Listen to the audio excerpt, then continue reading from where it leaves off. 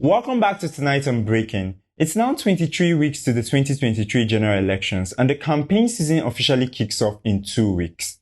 Over the weekend, Sowore, the presidential candidate for the African Action Congress, sat down with Channels Television for an interview.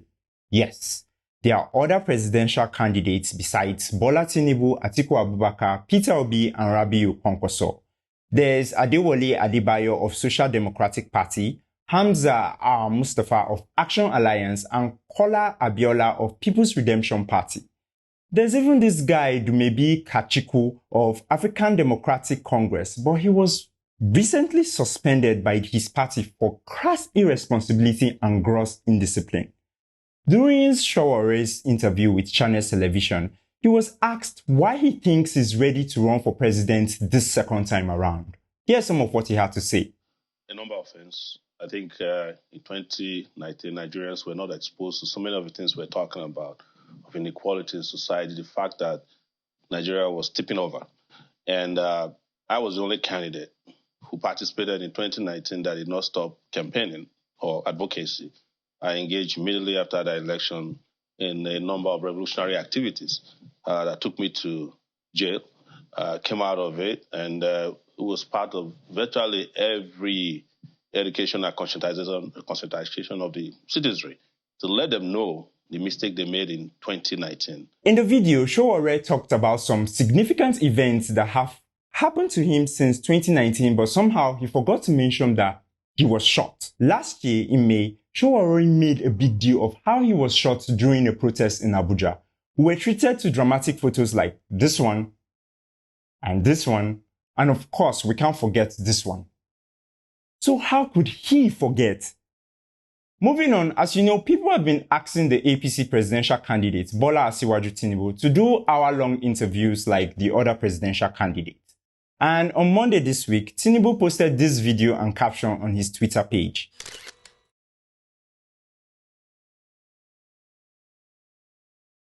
Tinubu is comparing himself to an eagle. The last time we attached the imagery of an eagle to anything Nigerian, we ended up with this.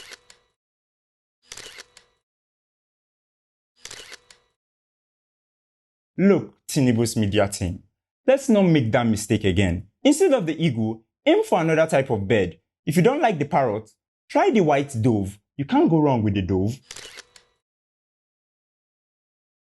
Oh, I stand corrected. Moving on, to prove to people that he's a man of action, on Tuesday this week, Tinubu visited Jigawa State and donated 50 million naira to Jigawa State flood victims. As you may not know, Jigawa State, and specifically 4 local governments in the state, have repeatedly suffered from heavy floods which have been made worse by the government's inability to invest in proper drainage systems. Now, obviously, Tinubu didn't just go to Jigawa to commiserate with the flood victims. He went because Jigawa State has over 2.3 million registered voters, with the potential to deliver over 1.5 million votes in the 2023 general elections. Meanwhile, Peter Obi has been traveling up and down the United States, doing lots and lots of talking. Last time we checked, the United States has the potential to deliver exactly 0 votes. Finally, on Tuesday this week, the Egyptian police arrested Mr. Tukur Mamu in Cairo, Egypt. For those of you who don't know, Mr. Mamu was the lead negotiator between bandits and the passengers kidnapped from the Abuja-Kaduna train that was attacked back in March. Through his negotiations, over 20 passengers have been released, and it's estimated that at least 2 billion naira has been transferred to kidnappers in exchange for the release of the kidnapped victims. But after each release, Mr. Mamu has said that he's not aware of any ransom being paid. Okay, how many middlemen do you know who don't take a cut for their services? Anyway, Mr. Mamu left the country with his 2 wives and other family members, and according to him, they were on their way to Saudi Arabia to attend the Lesser Hajj.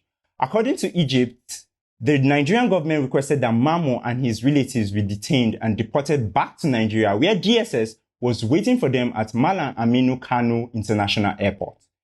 We're still getting details about the arrest and what DSS found at Mr. Mamu's house during their search. But 2 questions we have right now are, 1, what will happen to the remaining 27 victims that are still in the hands of kidnappers? And 2, what about Sheikh Ahmed Gumi? That's all for tonight on Breaking. I'm John Iwodi. Election campaign starts in 2 weeks. Keep doing your homework. Thank you.